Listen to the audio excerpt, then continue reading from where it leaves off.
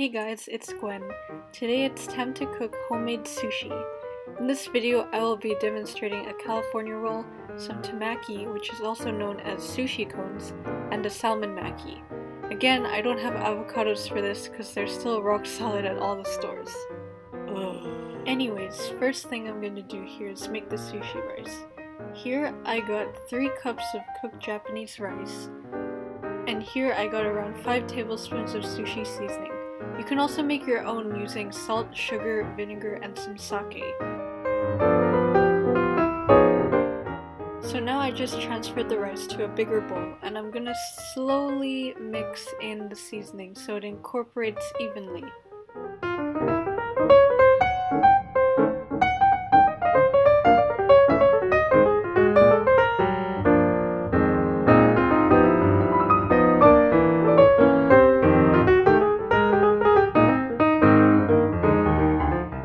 So once all the seasoning is mixed in, you can use one of these Asian Japanese fans to cool the rice off.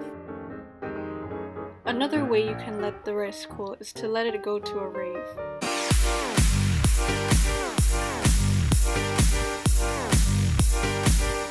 Alright, so while the rice cools, we're gonna prep the ingredients to go into the sushi. So here I'm slicing up a cucumber into thin strips. Make sure you remove the inner part of the cucumber because that part contains a lot of water, or moisture if you will, which we don't want, otherwise you'll get a soggy mess at the end.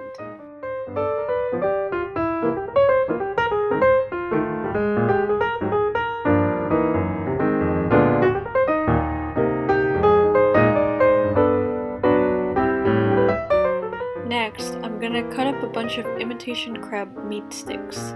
Now, some people like to just throw the whole stick into their sushi, but I prefer it cut up finely and then mixed with some Japanese mayo. It's totally a preference thing though.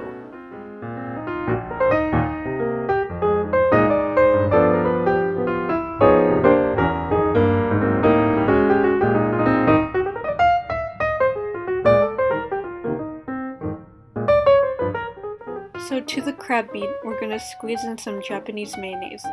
Normal mayonnaise works fine too, so don't worry about having to buy Japanese mayonnaise, though you can get it anywhere anyways. We just want to add enough so that all the bits stick together.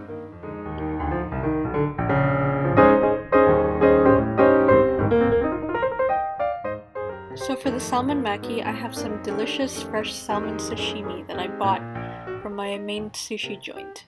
You could also buy your own fresh salmon and fillet it and debone it and skin it and cut it, but you know, buying this is just 20 times easier. So with these big chunks, I'm gonna simply cut them up into thinner strips.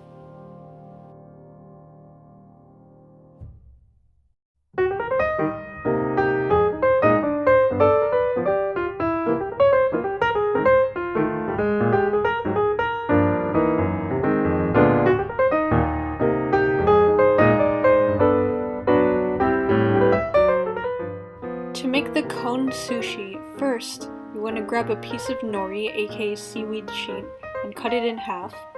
Then you want to spread the sushi rice onto the piece like so, leaving a triangular-ish gap. Next, layer your filling perpendicular to the triangle. In this one I'm making a California cone. So when we fold it up, it will kind of go in a semi-circle motion. Okay, here, let me draw it for you. So when you fold the cone, that arrow indicates where the pointy tip part of the cone will be, and those lines show where you're going to fold. So you're going to fold from the rice, and then over to the filling, and then over the nori.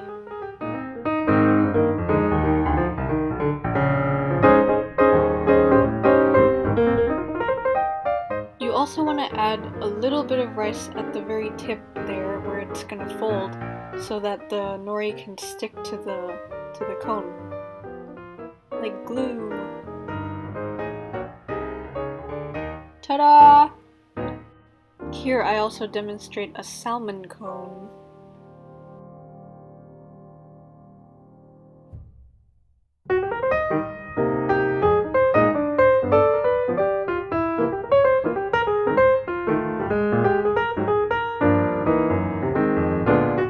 The next sushi I'll be making is a Salmon Maki, one of my favorite sushi rolls to eat. Start off again with a half piece of nori on top of a sushi mat and layer on that rice.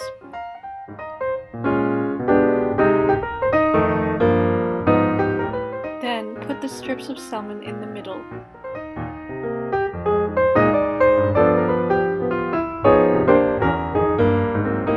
Using your thumbs and your other fingers in front, push the roll forward and roll, tucking in the bottom edge into the top.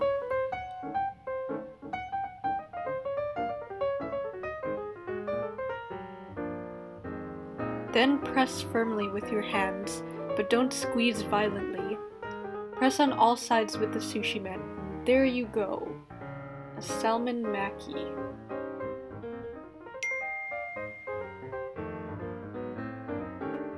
Now using a really sharp knife, cut the maki into around 6 pieces or 8 depending on what size you want.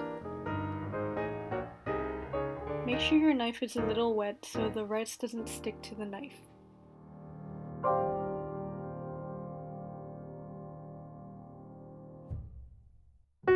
Finally, the last roll I'll be making is the California roll. Start off by using a full sheet of nori with the rice spread all over it. Take your filling and put it in the middle. This is the same concept as the Salmon Maki. And roll it the same way we did before.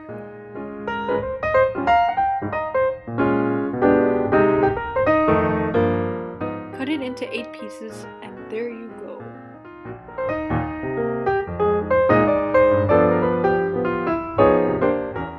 There you have a delicious sushi platter. Thanks for watching.